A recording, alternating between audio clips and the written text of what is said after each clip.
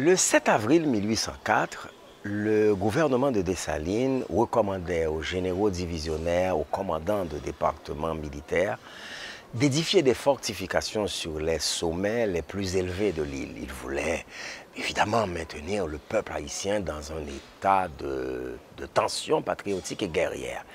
Et à ce sujet, Haïti traitait pratiquement d'égal à égal avec les puissances.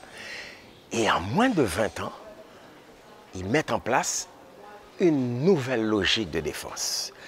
Et ils avaient décidé de brûler les plaines et les villes côtières, d'évacuer les populations vers des lieux de repli qui se situent à l'intérieur et de verrouiller les axes de pénétration.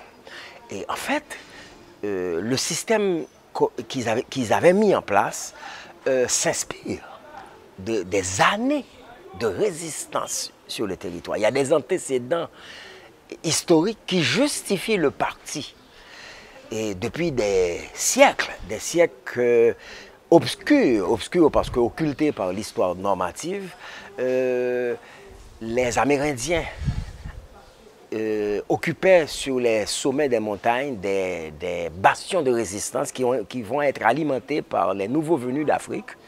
Et ces bastions de résistance constituent ce qu'on appelle les manielles, c'est-à-dire des lieux où il y avait des schèmes de comportement qui se situaient aux antipodes des valeurs coloniales.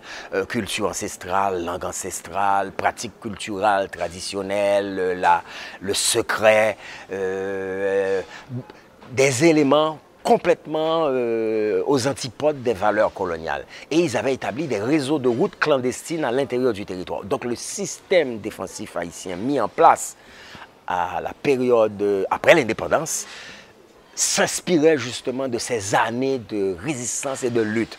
Alors que le système défensif colonial était établi au niveau du littoral, protégeait les entrepôts, qui était chargé d'une denrée spéculative qui devait être acheminée à la métropole. Donc il protégeait le produit alors que le système défensif haïtien protégeait la liberté.